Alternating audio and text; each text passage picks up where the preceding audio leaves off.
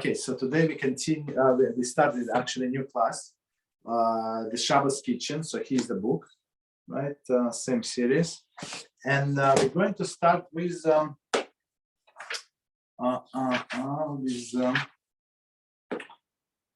with the Sefer Shmiras Halashon, and I'm on page 231, and the topic is the need to talk. Okay. People who find themselves inclined toward the melancholy feel need to speak freely to others and are, understandably, afraid to focus themselves on developing quality of silence. So somebody is a melancholy, they need to talk. And some people, they need to talk a lot. That's the problem, right? As we understand. Why is it a problem? Should this be the case, one should at least accustom himself not to speak about others, whoever they might be. His friendly conversation should focus on the matters of the interest and not on the people of interest. When he does find it necessary to discuss others, he should be as brief as possible. So what are we talking about? So a person need to talk, he's in melancholy, maybe depression, right? Any questions? Or somebody, could you put us on mute? Whoever is not on mute, please. Could you put us on mute? Okay, so basically we're saying, so okay, this person, thank you. So this person is in depression, okay? Is in depression, or melancholy. Okay, they need to talk. Don't talk about people. So if people start discuss people, for sure they're going to say Lashon Hara, for sure, guarantee 100%, right? So the Chafetz Chaim say at least say talk as less as possible. Okay, continue. I have heard it said regarding the great Torah genius, regarding Rabbi Raphael of Hamburg, that he resigned his post as a rabbi 4 years prior to his passing. From this time on, he would ask those who visited him that as long as they are within his confines of the confines of his home, they should not speak about other people. Right? So it's very important to learn another lesson from here. So in your house, you have to have rules, and everybody who comes to a house have to comply. They must comply. They cannot just do what they want, right? In their house or on the street, they can do whatever they want. But in your house, you say, that's my rule. So I say only kosher food in my house. Nobody comes and brings not kosher. I say if you come at my house, right? For example, what is it? Like when on Friday night, don't bring me any gifts. Why? Because it's too late. Because you come after the nightfall, right? So don't bring me flowers. Don't bring this. Don't bring that. That's the rule. So we have to be very strict with our rules, right? So this rabbi said, okay, no discussing people in my house. That's the rule. Continue. I have also heard regarding another leader of his generation that he was extremely careful, never discuss others. So that's so the Lashon Hara starts when we start discussing people. Okay. So the commentary says that toward the end of his life, the Chafetz Chaim was visited by someone who broached the subject of the dispute in his hometown. The Chafetz Chaim interrupted him. For years, I have avoided the sin of Lashon Hara, though I wish that I now be caught in its web. So basically, you're not obligated to involve in all of the machlokes. And as we said before, like all of the disputes, stay away. So now this person from different town comes to tell the Chafetz Chaim or anyone what is going on in his town. We're not allowed to listen to this. Certainly, one must be careful not to discuss shopkeeper with his competitor. Mm-hmm. So person can say, look, you give us such a nice service, but this guy 2 blocks from here, not good. So basically, like you prompt this shopkeeper start talking about his competitor. That's your fault, basically, right? Nor a craftsman with the other members of his craft. Such conversation often lead to lashon hara. I mean, I would say always, especially when the shopkeepers or craftsmen are known to bear ill will toward one another. I mean, I think they would always bear ill will unless they're very religious. Why? Because the guy would say, look, I've been in this neighborhood for 20 years. So this guy moved in. So now he steals my parnasa. I mean, okay, he might say that. Continue. This restriction applies not only to the singing, the shopkeeper praises, regarding which I would say just one should never speak the praises of his fellow exceedingly, for the praise will inevitably lead to criticism. So what does it all mean? So we said before that when you praise someone, right, in front of other people, so these people come and say, you like that guy? You like this guy Steve? You really like it? You know what he did? You know what he did? And then he scratched this car and that car, and he did this and that, and he borrowed money from this guy and that guy. So basically, it's sure, not sure, it doesn't make any difference. But because we try to give somebody compliment in front of the other people, it turned out the opposite. Right? So, and again, it's our fault. So why? Because we had to learn what Chafetz Chaim has to say. Commentary: when one praises another exceedingly, so basically, if it's your mutual friend and you hold very high of him, so there's no problem. Not exceedingly, up to, right, not too much, basically, right? So in this case, it would be permitted, but otherwise, it's not permitted. When one praises another person's exceedingly, it is inevitable that the speaker or someone else present will point out to one or more subject faults, right? One should refrain entirely from discussing an individual with a person's competitor. Okay. How's this competition? New guy that moved in. I mean, that's you playing with atomic bomb. I mean, he's going to tell everything that he thinks about this guy. So absolutely not allowed. Right? For the listener will quite possibly steer the conversation in the direction and will allow himself to vent the negative feelings. If one finds it absolutely necessary to engage in such discussion, I'm not sure why. I mean, okay. For some constructive purpose, okay, there are constructive purposes, he should keep the conversation as brief as possible. Otherwise, it will inevitably lead to lashon hara. So as we said before, there's some situations when we are allowed to speak lashon hara for constructive purpose, right? But it must be as short as possible. Okay, so let's start the words of Shabbos. We start with page number 1. So I'm going to skip overview. It's very interesting, but I'm going to skip. So chapter 1 and page also 1. And the topic is getting ready for Shabbos. Introduction. Every person should arise early on Friday to begin preparing for Shabbos and begin his preparation immediately after davening. So first, as we said, as we learned in our Kitzur Shulchan Aruch class, first, a person must daven. He must pray to HaShem, thank him, and only after that tend to his personal affairs. So if he need to go like on a trip, he need to go to airport and stuff like that. So at least he has to say the morning blessings, blessing of the Torah learning, Shema, right?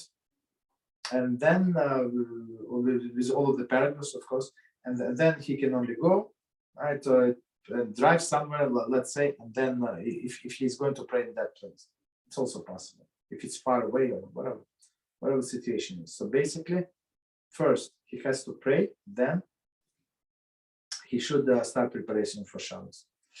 And then begins his preparation immediately after dawn. Okay. However, the Torah study session and the regularly follow the morning prayers should be completed first. So, of course, the Shabbos is very important, but Torah, I mean, the learning, if somebody have a set schedule, so every morning after the downing, he learns or she learns for another 15 minutes, 20 minutes, that's the must. Right? So don't change your schedule. Okay. Continue. Every person, even a Torah scholar, should make a point of preparing for something in honor of Shabbos. So, and it's very interesting. So, let's say this rabbi has I don't know seven girls of I don't know 7 girls and a wife. So he has more than enough people to take care of the Shabbos needs. And we still say even he must do something with his hands in honor of Shabbos. Nobody's exception. So Shabbos is a queen, so you have to nullify yourself for the queen. And I heard this interesting story I want to share from Rabbi Reuven. So he said this story about Abba Shaul Zatzal. Right? He was a great Sephardic rabbi. He was Chavrusa of Rabbi Avadia Yosef Zatzal, right? So, and he was a great rabbi, of course, very busy in his yeshiva, answering questions, taking the visitors and talking to them. Very busy person. And one younger fellow, right? So he just got married, I don't know, maybe a few months ago, and he had already shalom bayis issues, basically no peace in the family with his wife and stuff like that. And he was trying to talk to Rav, but there's other people with Rav, so he could not get through. And once he had an idea, the guy who lived in the same building with his rabbi, and he had a grocery, right? So he came to the grocery store and said, my friend, I have this issue. Why don't you, can you help me? That person said, yeah, I can help you. So you know what, if you want, every Friday morning, 10 a.m., I do delivery to this great rabbi, right? Abba Shaul Zatzal, and come with me. So I'm loading my groceries, right? It takes me, I don't know, 5 minutes, 7 minutes. So you have these 7 minutes. He also greets me. He always talks to me. So I'm going to forego the talking with the great rabbi for you. So you can talk to him, ask him a question. Okay. So that time they came a little late. Whatever happened. So the boy came with his grocery, and they came late, maybe half an hour late. And they knock at the door. The door opens, and the rabbi is doing a sponge bath, right? A sponge bath, like in Israel, they have the stone floors, and they put a lot of water, and they have a drain, like in a floor, right? The drain, and they put a lot of water and a lot of soap, and that's they put it sponge or whatever they call it, right? And they saw Rabbi. That's exactly what he's doing, right? So this grocer, like he was ready to faint. He's a rabbi. What are you doing? He said, "What do I mean? I'm washing the floors." But he said, "Rabbi, please, shut the disrespect to the Torah.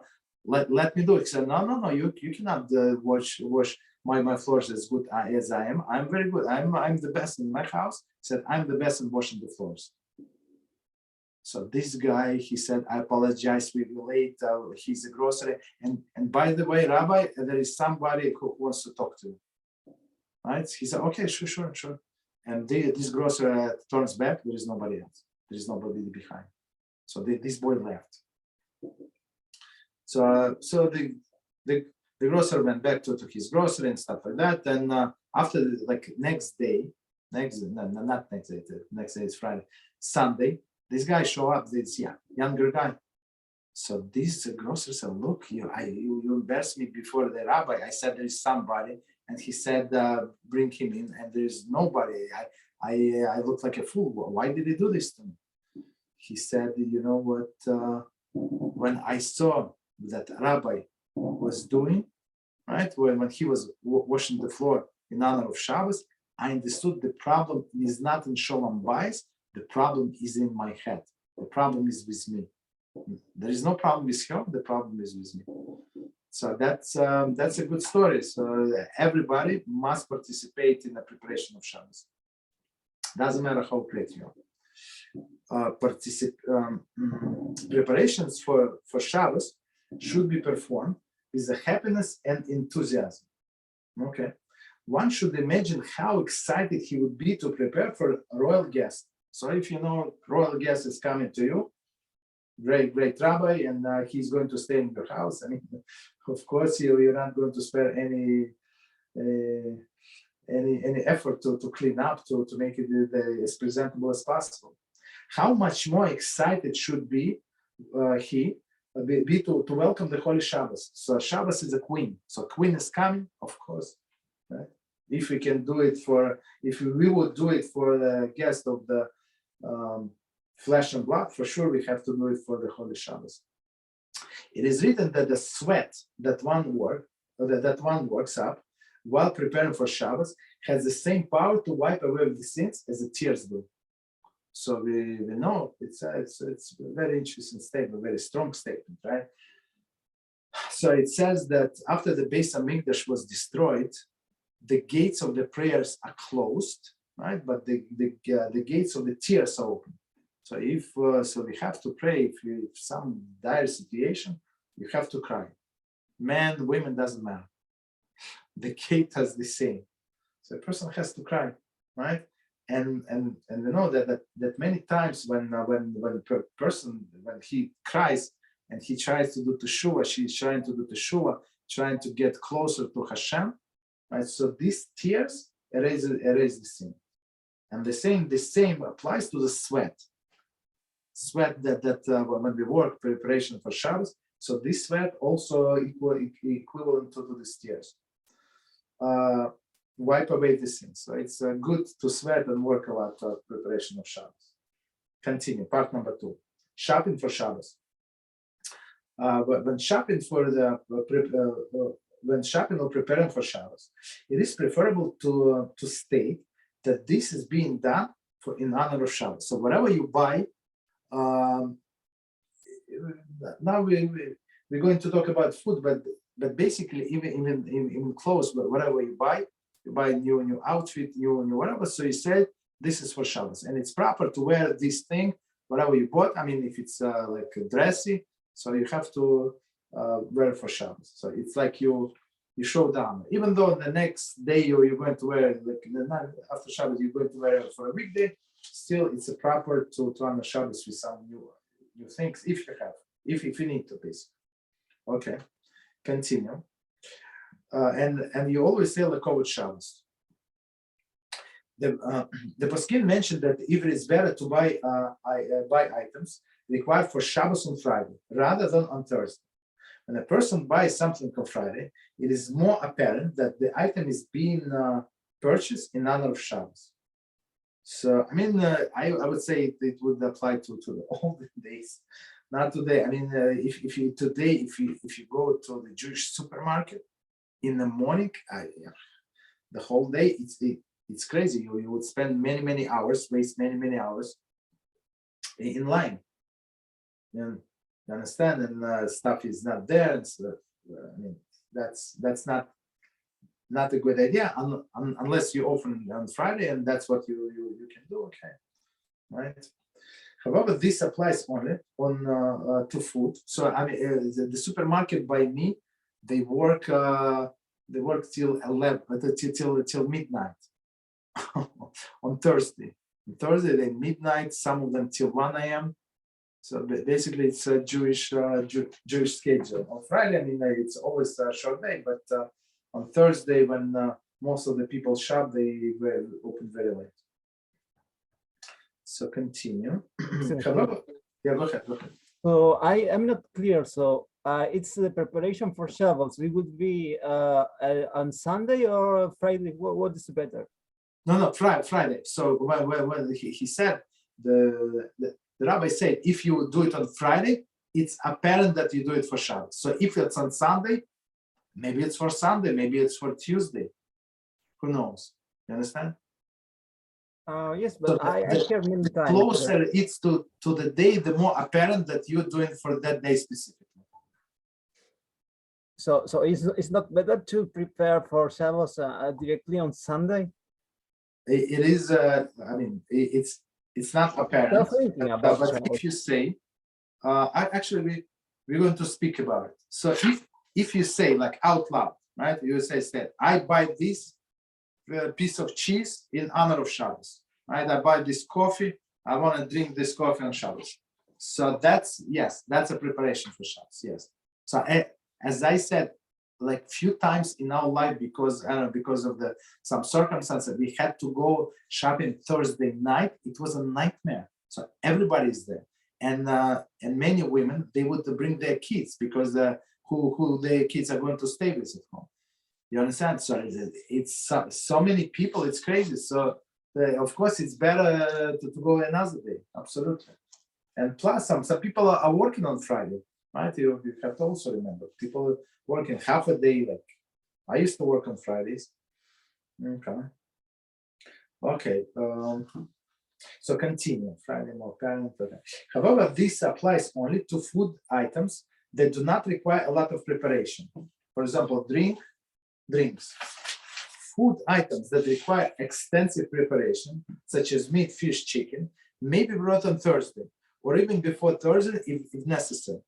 I mean, so okay, but as I said, you have to be practical, right? If you live in a neighborhood when if you go there on Thursday night and they're not going to be like it's going to be usual lines, yeah, go there. But where we shop, it's not. It's crazy. It's crazy there. Like a lot of people. Baruch HaShem. Continue. We mentioned above that the preparation for Shabbos should not be done before davening. So it's very, very important. So first you pray to HaShem, you thank Him, you do whatever you need, then you take care of your business. Personal affairs, and this applies to buying food items for Shabbos as well. So of course, Shabbos is very important, but first you have to daven. So go to earlier minyan. That's it. However, if one is afraid that the item will not be available before he davens, he may purchase it before davening. After he davens, he may purchase it before davening, provided he will still have time to daven before the time of tefillah concludes. So okay, so they say, I don't know what in all the days they would have a markets, right? So these people from the villages would come, they bring their produce, they sell the produce and they leave. Basically, they would take as much as they can sell, right? So, or in this case, I'm not sure, like maybe some farmers market or well, whatever is it. So if you're going to pray and then they're going to close the market or they're going to sell out whatever you need, so you're allowed to go right before the prayers. Only they say only if you will be able to finish your prayers on time. So what does it mean? So we should remember that we have the latest time for Shema, right? And we have the latest time for praying in general. So if for example, a person missed this latest time for Shema, where we live, it's I don't know, like 9:38, something like that. So if person did not complete the Shema with its blessing until 9:38, so he missed the mitzvah. He still has to do it, but the mitzvah is no longer there. But he still must pray Shacharis until there is a latest time for Shacharis, as it says we use MyZmanim. There is MyZmanim.com. That's a good source to know what's the latest time or what's the earliest time for praying. Okay. Just one second. We say that. Okay. In addition, one should recite Birchas HaTorah, right? A blessing of the Torah study, and Shema before purchasing the item. So that's very important. For women, it would be sufficient to recite Birchas HaShachar before beginning Shabbos preparation. So for women, since the women exempt from all of the mitzvahs that are connected to time. So basically, a woman must pray, but right, she might pick the time when she's going to pray. So if she wants to pray in the morning, so she can pray shacharis. If the time for shacharis passed, so she cannot pray the shacharis, right? So she must. If time for mincha arrives, so she would pray mincha, right? I mean, it's up to her. So, but everything must be in a proper time. Okay. Continue. So at least, as it says here, at least she should say the morning blessings. Okay. Part number 3. Preparing the house. Cleaning the house. A house must be cleaned in honor of Shabbos. Here too, one should imagine how hard he would work to prepare for mortal king, if the mortal king was coming to visit his home. How much harder should he work to prepare for Shabbos clean? So it's the same concept. Everything must be clean. Of course, if the person is working the whole week and let's say even Friday is short day, it's not enough time to clean the house. So they have to start cleaning before that time, of course.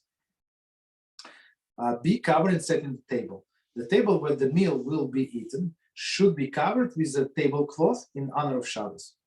So also when you buy a tablecloth, nice one, so I say it's in honor of Shabbos. Preferably all tables that will be used on Shabbos should be covered. So I mean, if you need to cover. So I mean, if you have like countertop and you prefer not to cover, so don't cover, right? And should remain covered the entire Shabbos. Okay, so basically the table where you eat from and all of the tables that maybe you where you eat, when you put like dirty dishes, so you also can cover. Okay. Thank you.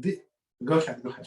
The other day I was watching a video about a synagogue which was preparing for Shabbos. This synagogue had covers on tables in white.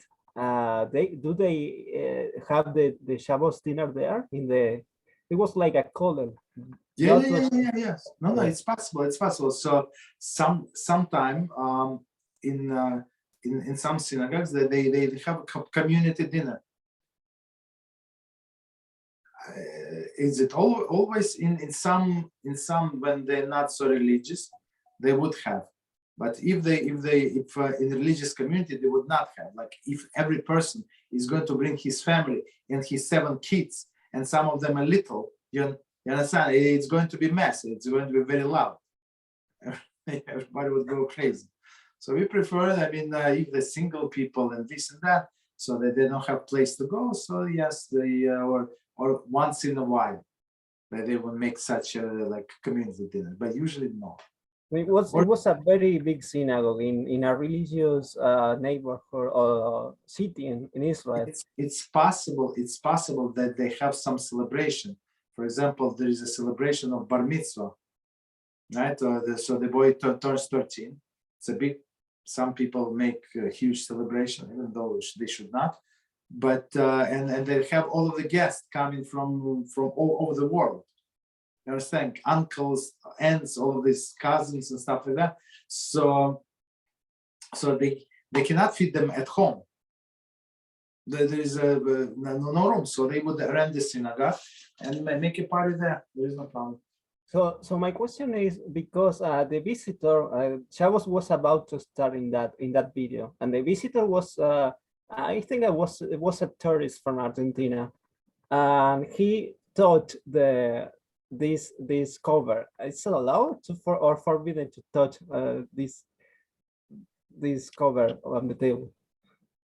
He did what? I didn't get. He was. He touched the cover. Uh-huh. It's not proper. So I tell you, when you go to Israel and you go to Koisel, to the Western Wall, right? And it's Friday, it's Shabbos day. So these tourists from all over the world, the Chinese start like taking pictures. Even though there's a huge sign, don't take pictures. Look, we are praying. You know, so that's serious business. Like, why would you take like? Don't you understand that it's embarrassing? And so we're doing something here. I mean, maybe for you it's nothing, and in a few hours you're going somewhere on the road. But for us, it's our praying time. You know, so some people they don't have the sense of what is right and what is wrong. Okay. Any other questions? Continue. Yes, but one little thing more about this, because the thing is, I saw this cover so white, so clean. Yes. I got surprised that the visitor touched it. Maybe he put some tuma on the. No. They cannot put tuma on there. No words. Okay. Yes. So I mean, many people prefer only the white tablecloth, right? But I mean, we don't like anything white. We've been very good without white. So we use cover, and you can put the plastic on top if you want. You can put the plastic. Otherwise, if you have kids, if you have gas, this white is very good when it's brand new. But somebody spilled the wine, right? Or like they drop some salad with olive oil, or some like. That's it. Your white tablecloth is gone. Okay. Okay, so continue. Covering the so we said the tablecloth should be designated specifically for Shabbos. So everything that we use, we say this is for Shabbos. This tablecloth I'm going to use only for Shabbos, of course, holidays. Tables that I use only for the weekday activities, such as work tables, need not to be covered. Or you have your desk where your computer is, so it doesn't have to be covered. Continue.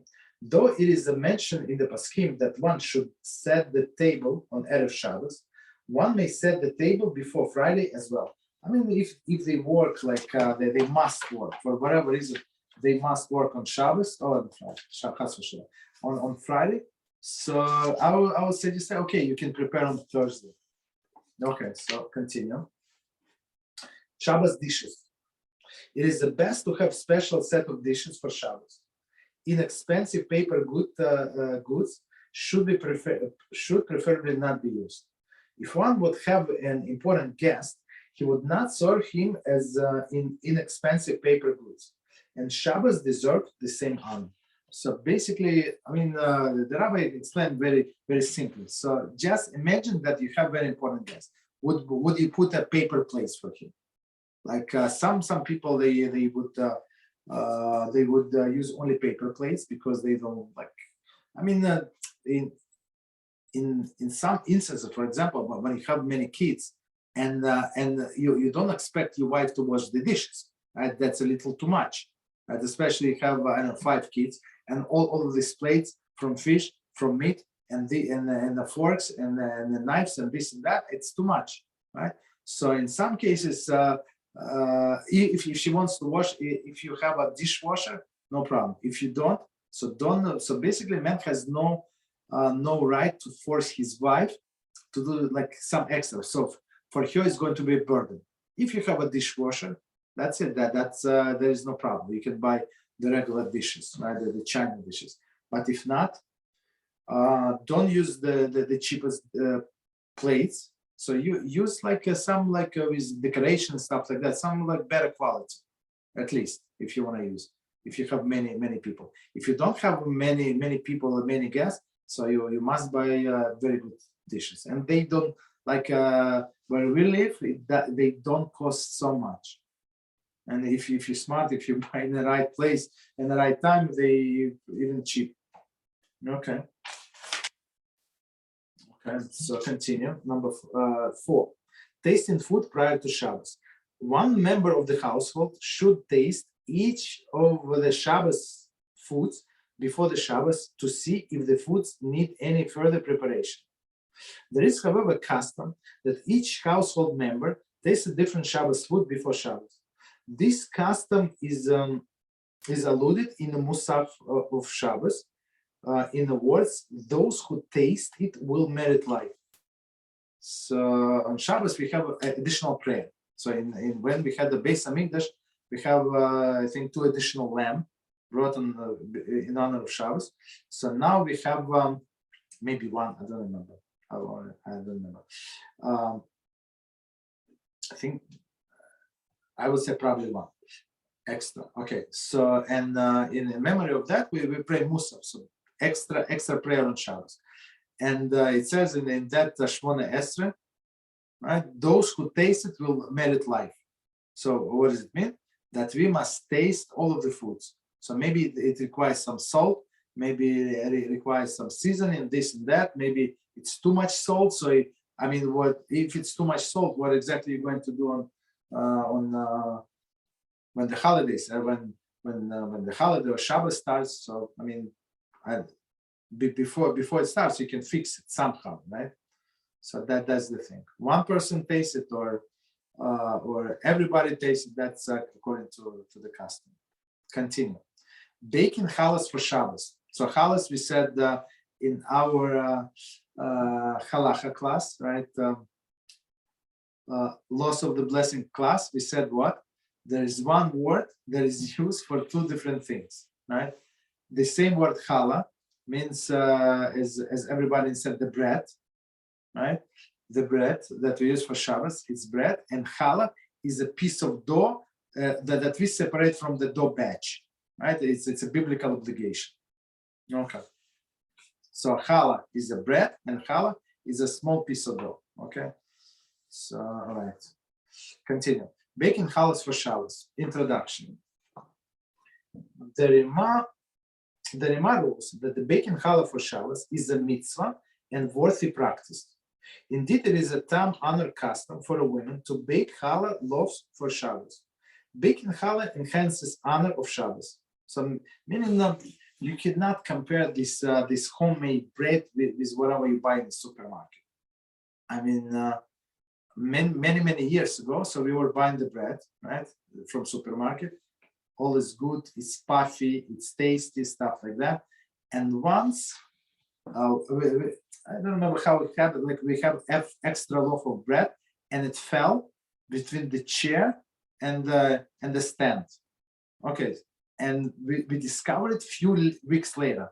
So a few weeks later, guess what? It was still soft. It had a little mold on the side, and that's it. So basically, I was like, how much all the preservative did they add in there?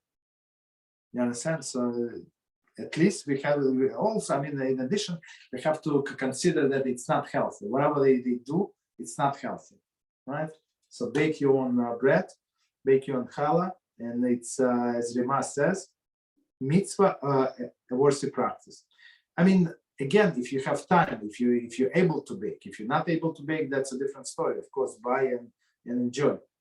Indeed, it is time-honored custom for a woman to bake challah, loaves of bread. But all of these women that we taught to bake challah, they thought no, they would say, I never bake in my life and this and that. But after a few tries, they love it. Baking challah enhances the honor of Shabbos. So basically, she did it or he did it, someone with his own hands. It's a big deal. Additionally, when baking challah, one must fulfill the mitzvah of haftaras challah, taking challah, right? So as we said before, so now we're talking about this taking the piece of dough from a big batch. Okay, this custom, this atones for the sin of the Chava, right? The first of the all women, because Chava brought about the demise of Adam, the Chava of the world, who came into being on Friday. So let's try to understand. So we know the story. It was Adam, the first man. It was his wife Chava, right? and she did whatever she did. She gave him to eat from the fruit of knowledge, and that's why they got kicked out from the Garden of Eden. And after death, after this event, the death was introduced to the world, right? And even HaShem said, you're going to die. So he did not die immediately. He died. He lived, if I remember correctly, 930 years. That's how long he lived. But the death was introduced. So basically, how it was introduced with what Chava did. I mean, we blame her, of course, right? It's easy to blame a woman. So, and since Adam was the first man of the world, right? So, he's called Chala of the world. So Chava is the first thing, right? The most important. So now Chava and all of the women have to fix this issue, right? Whatever they did, whatever not they did, but Chava did. So they have to take the challah from the door, right? Adam was created on Friday, and she also, of course. Not Adam, man Adam is referred to the challah of the world. Since the creation of man rendered the world worthy of existence, that is, he was the purpose of creation. Therefore, the comparison is drawn between Adam and Chala. Okay. Only once Chala has been designated is the door fit for use, just like once Adam came into being, the world was fit for use. So what does it all mean? So we're saying here that the whole world was created for the purpose of man. So there is so the famous question asked why man was not created in the first day, right? So one of the answers. There are many answers, but one of the answers. So the HaShem had to prepare the whole set.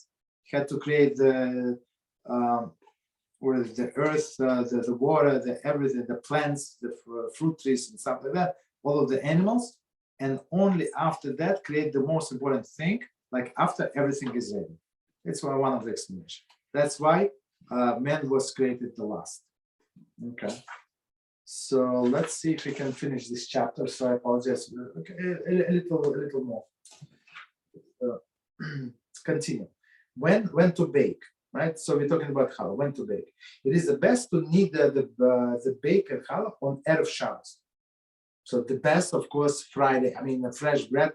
What can you compare to the fresh bread? Nothing can be compared, right? If this is not possible, so usually I would tell you from experience, it's not possible. I mean, the person who has a lot of free time, yeah, it's possible. But for other people, we just freeze. We would bake and freeze and then warm up. Unfortunately, that's what most of the people do. If this is not possible, then the challah should be baked on Thursday. Okay, preferably on Thursday night. So when Thursday nights, it's already Friday, right? If the above is not possible, the challah may even baked in the beginning of the week. It should be noted that the baking challah on Shabbos is not an absolute obligation. I mean, you can go and buy. Right? And if it is difficult for a woman to bake her own challahs, she may buy them from the bakery store. So this lady, this poor lady, she has to clean the whole house because her husband is working, right? And she has kids. And now if he's going to ask her to bake challah, he's already crossing the line.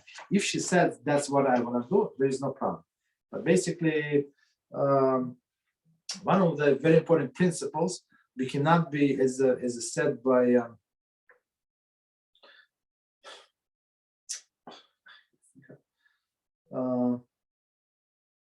Rav Israel Salanter. I apologize. I remember. So Rav Israel Salanter, who started the Musar movement. So he said you cannot be religious or extra religious on the backs of the other in the expense of your family or other people. So you want to do extra, okay, do on your own. So you want to be extra strict and bake your own house, you bake. So don't dump on your wife that she's going to bake, right? Okay, continue. Baking every week. Even a person does not need to bake enough dough every week to require separation of the challah without a bracha, right? There is a dough containing minimum of 2 pounds, 10.5 ounces. So it's almost 3 pounds, right, of flour. One would need 4 pounds and 15.2 ounces. I would say 5 pounds to round up, right, of flour in order to separate challah with a bracha. So let's try to understand what we're saying here. So as we said, or we did not say, I don't remember which class I said what, but in order to separate this challah piece of dough from the dough batch, right? You need a minimum. Let's say I round up, right? Let's say 3 pounds, but it's less than 3 pounds of flour, not the dough, of flour. So it's a lot. It's a lot of dough, right? And with a blessing, almost 5 pounds. So usually we believe, everywhere in the US they sell the flour like standard packages of 5 pounds. So it's a lot. 5 pounds is a lot. So, and for most of the families, it's too much, unless there are many people and they like bread so much so they can eat it. But for most of the people, it's too much. So what they do? So women, our holy wives, in order to say the blessing on the separation, they would do the whole batch of 5 pounds, right? And they would freeze the dough, right? And just bake as much as they want, as they need, right? And then freeze the dough, or they would bake a lot, all of the 5 pound batch, and then freeze it, and then warm up when needed. So that's what I said. It's not practical on Friday, unless a huge family, Okay. So continue. Some poskim rule that it is better to bake challahs every week.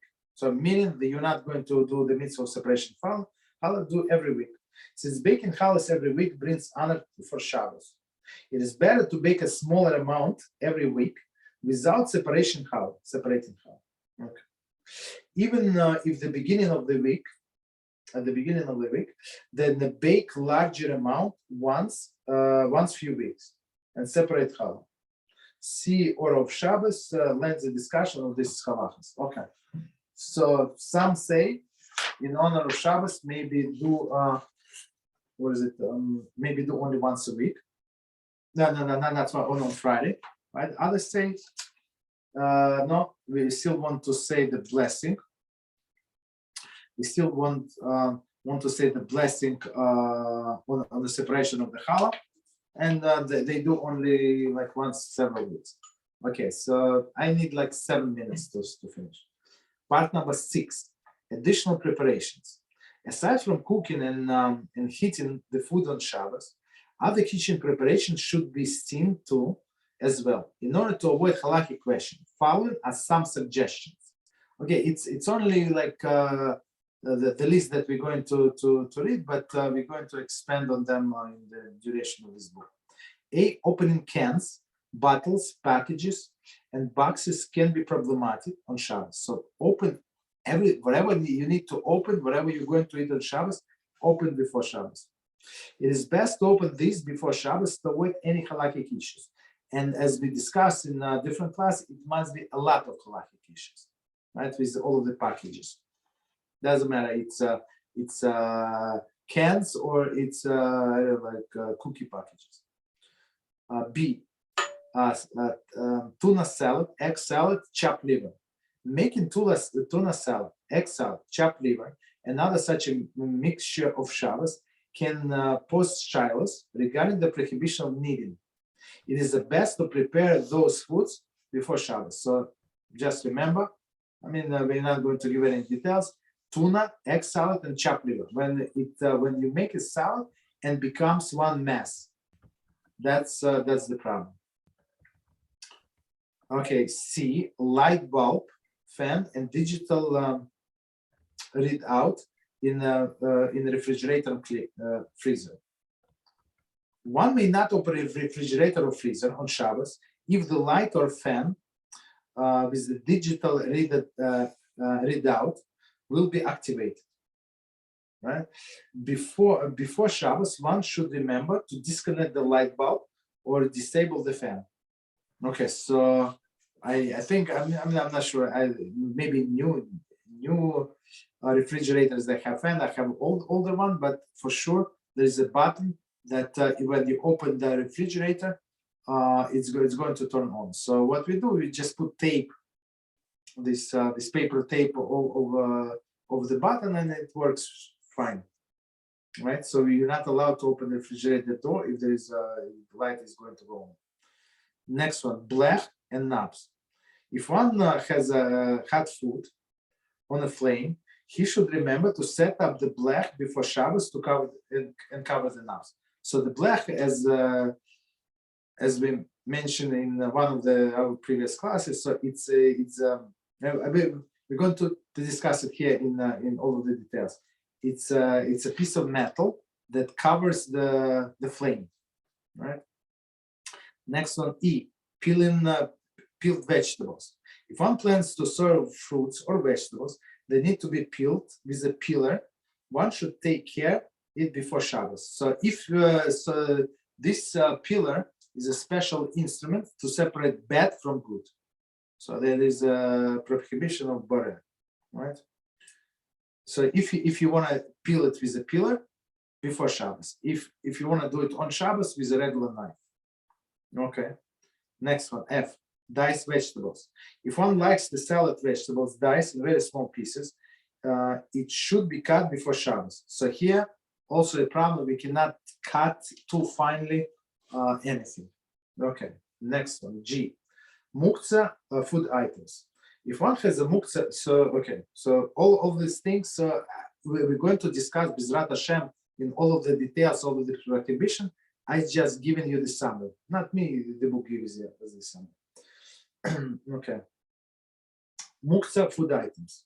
If one has a muktzah items, for example, flour, blocking necessary food items, for example, matzah, in a pantry or in a kitchen cabinets, it is best to move them out of the way before Shabbos. So muktzah, food also could be muktzah. Muktzah is something that we said set aside, right? That I'm not going to use on Shabbos.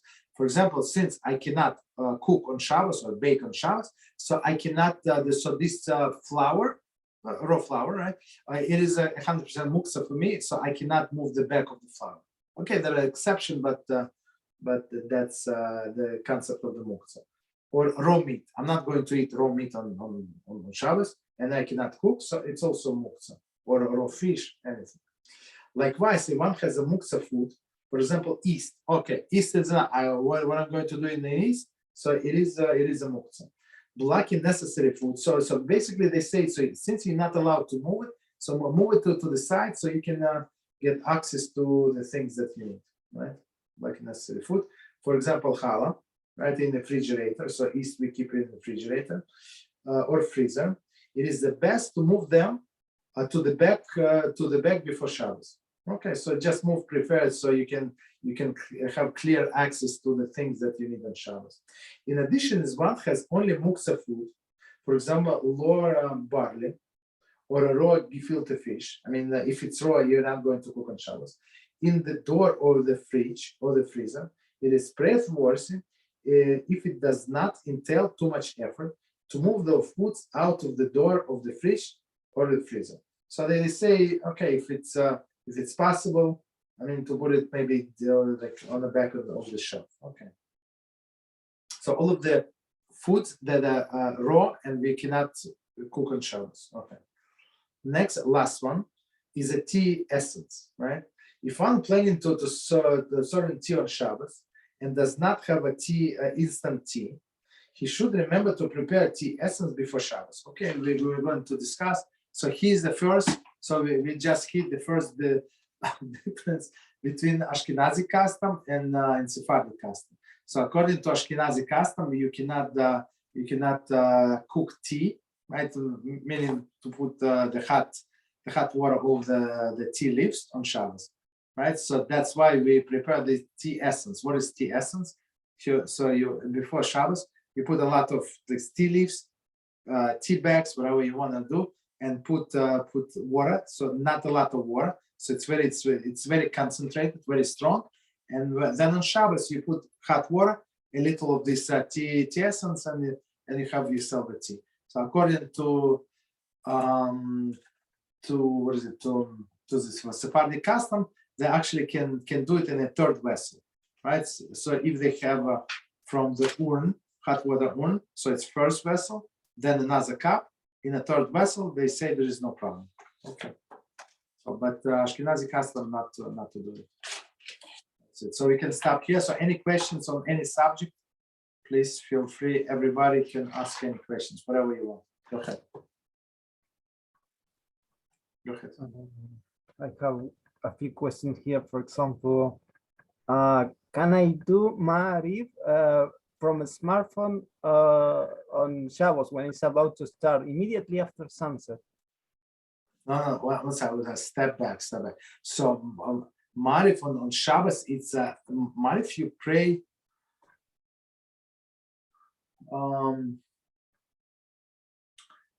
only after the Shabbos ends. So whatever time in your location Shabbos ends, only after that you can start Ma'ariv. But since Shabbos ended, right? So you just said you have to say, blessed is the one who separated the holy from mundane, from secular. Sometimes they say secular, right? And then you making this with this statement, you make a separation. So you said, for me, Shabbos is over. I'm still going to do Havdalah, right? Separation on a candle, and I'm going to drink some beverage. I'm going to do it later. But for now, since I want to use the smartphone.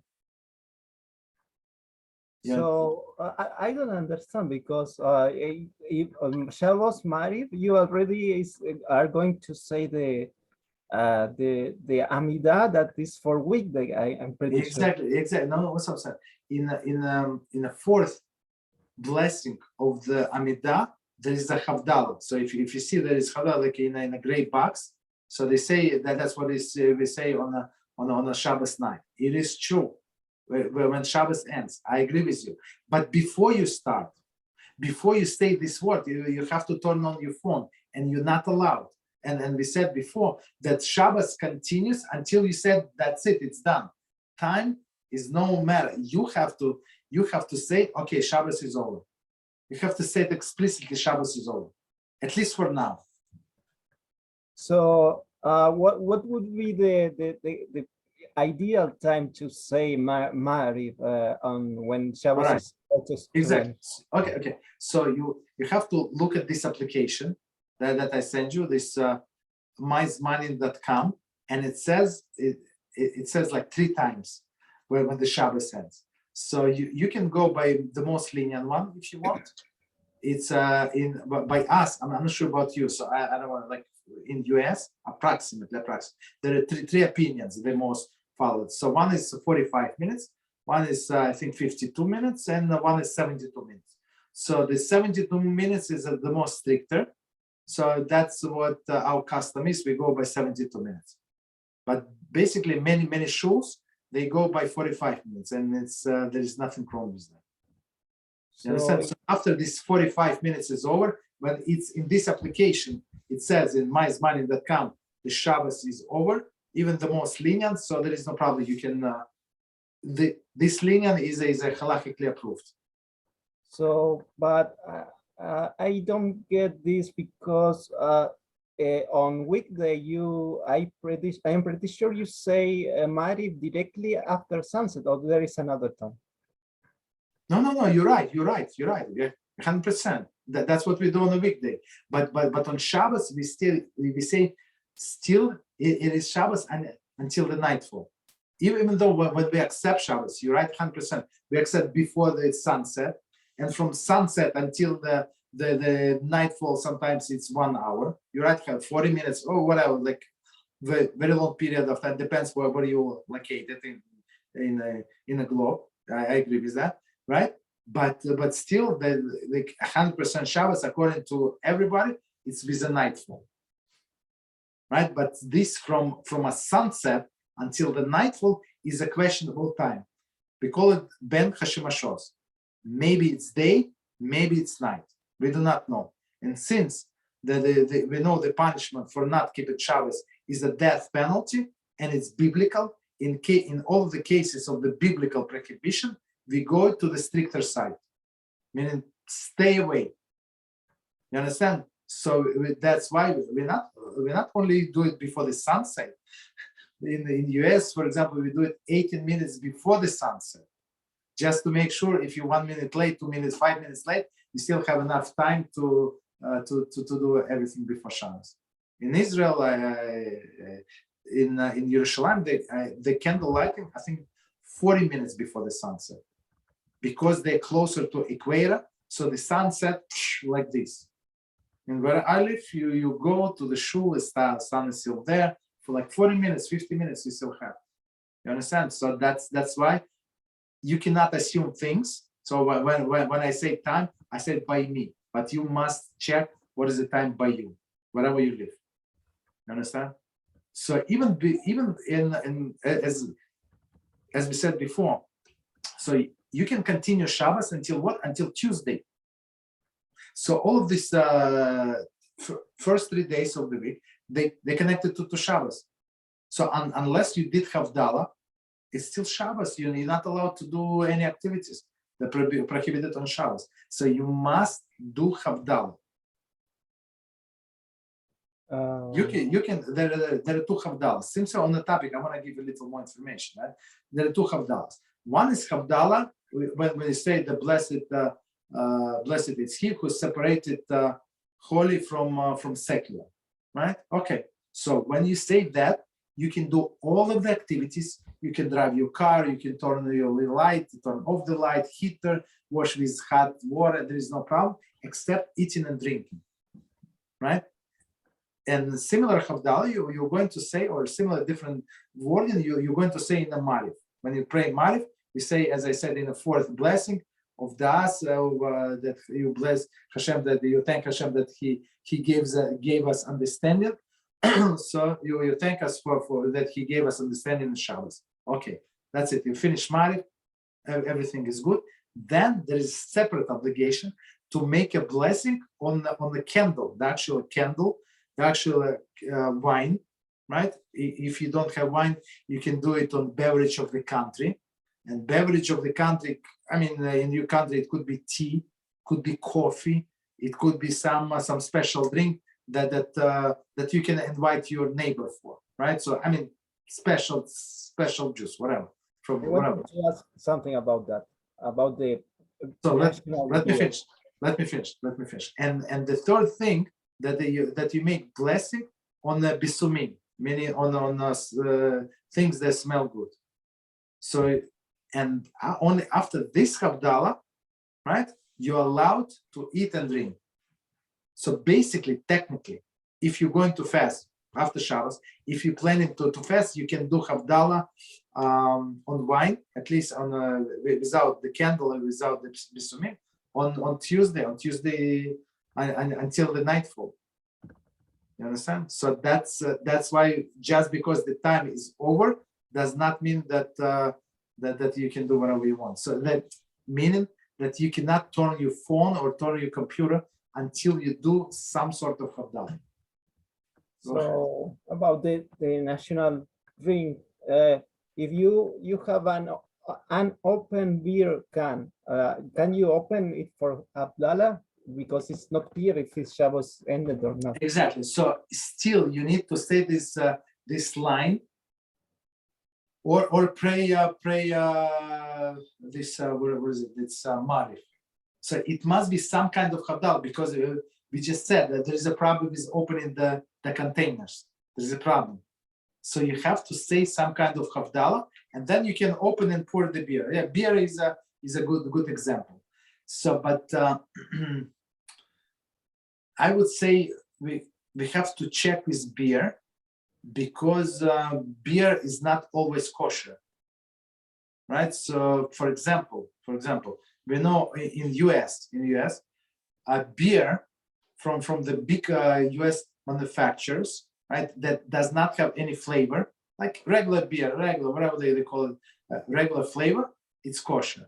But all of the imports from Europe, they say it's questionable. So unless we know that it is kosher, it is not kosher. In a sense, so you have to do your research and see what people do. So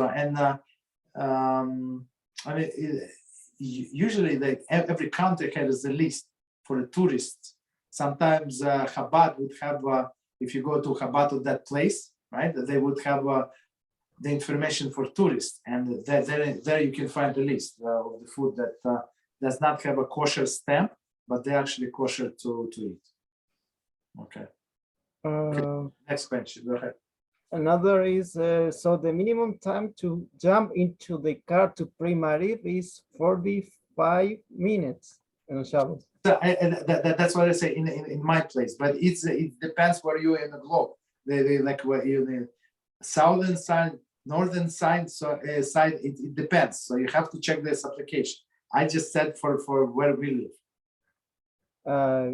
So it would be better to wait the more the better after 45 minutes. Okay, so the strictest opinion that all of Hasidim hold and other people who wants 72 minutes. 72 minutes.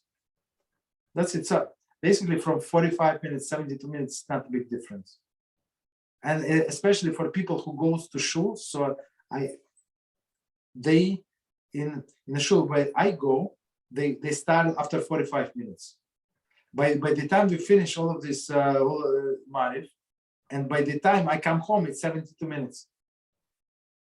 You understand? So for me, I mean, it's easy to keep. For others, maybe it's a little harder, but for me, it's easy to keep. So there, for example, can you arrive to the shul on a car, or you will call a Mechalel Shabbos? It depends what time they start.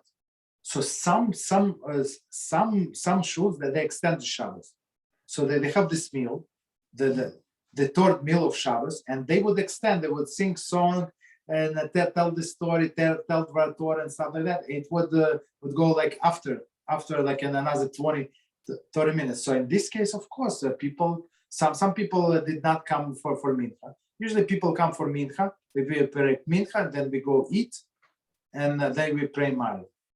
Right, so it depends. In this shul that I go specifically, they start on a dot. So as soon as Shabbos ends, like I don't know, like 5:55, they would start 5:55. Immediately they start Mariv, which is, I mean, according to halakha, they're not breaking any law. But in other shuls, they still sing songs and they'll still sit around and stuff like that. So in this case, yeah, if Shabbos is over, you say the blessed is the one who separated holy from mundane, and you can sit in a car and drive. There is no problem. So even though you did not pray Mariv, you have don't try it at home, but basically you have until the morning to pray Mariv. There is no problem, and until the sunrise. I mean, don't do it. I mean, the sages say you're going to go to sleep. I'm a little tired. I'm going to wake up in 2 hours. Guess what? You're not going to wake up in 2 hours. Guess what? Don't do it. But technically, if you know that you're going to wake up before the sunset, the sunrise, dawn, not the sunrise, before the dawn, you can still pray Mariv. Last question: if you can eat matzah outside Pesach? Yes.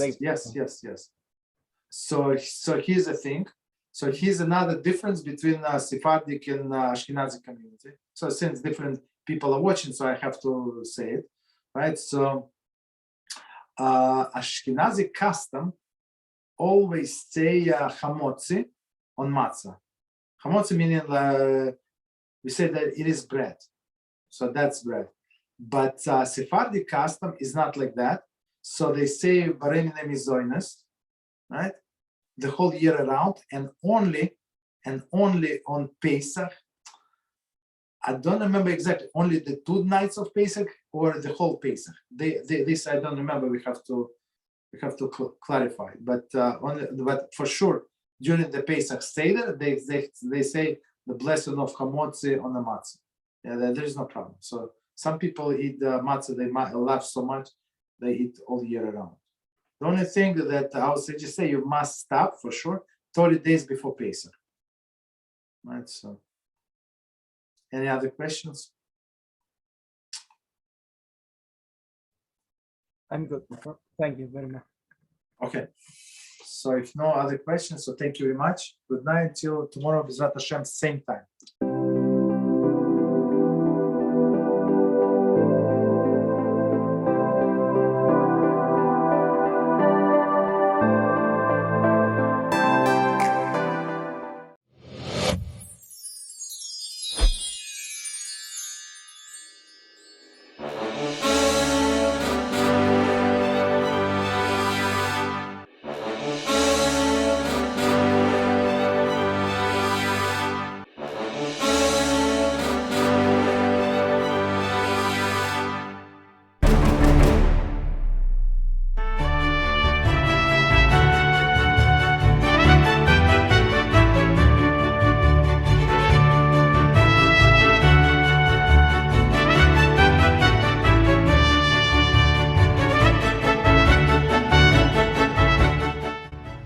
Shalom v'chai everybody.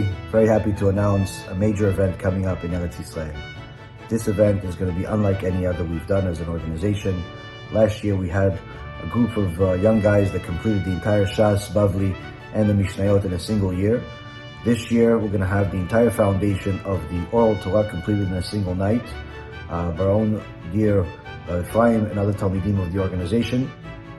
In a single night we'll have the completion of the Shas Bavli, Shas Mishnayot, the Zohar Kadosh, Zohar Chadash, TIKKUN Zohar, and the Shulchan Aruch. Years and years of toil, lots of effort is coming to fruition, and in a single night, all of it will be completed to sanctify Kadosh Baruch Hu's name. This is going to be a night where many Rabbanim, many Tzaddikim will be joining us at this event. There'll be hundreds and hundreds of people at the event in Eretz Yisrael, including the Rishon LeZion, Rabbi Yitzchak Yosef, of course, our own very dear Rabbi Chaim Kachlon. I myself will also be joining, coming to Eretz Yisrael for the first time in many years, to join this monumental event, this monumental Kiddush Hashem, in order to sanctify Kadosh Baruch Hu's name, to show Him how much we love His Torah, how dedicated we are to His Torah, and to be able to, Be'ezrat Hashem, give chizuk to Am Yisrael in another way. בעזרת השם, ארגון בעזרת השם מתעתד לעשות כנס גדול, שם יהיה סיום על עיקרי התורה שבעל פה, שזה סיום כל התלמוד בבלי, סיום כל השישה סדרי משנה, סיום כל הזוהר הקדוש ותיקוני הזוהר, וסיום כל השולחן ערוך. בדרך כלל לוקח זמן כדי לסיים את כל הספרים הללו, 30 שנה, 40 שנה, ובסייעתא דשמיא הארגון בעזרת השם עושה את הכנס לכל כלל ישראל. כולם מוזמנים. We're looking forward for this event. We're also looking forward to seeing some of you that are going to be joining us. There are going to be some sponsorship opportunities for anyone that wants to be able to be a part of it. And of course, there'll be a opportunity for any of you that want to join us, one way or the other. Last but not least, there will also be a raffle that we'll be announcing very soon for anyone that wants to join the raffle and also be able to do Kiruv at the same time. The winner of the raffle will win a flight ticket to Eretz Yisrael and be able to join us at the event. So please look out for more news. Looking forward to seeing you at this event. And Be'ezrat Hashem, Naaseh v'Natzliach.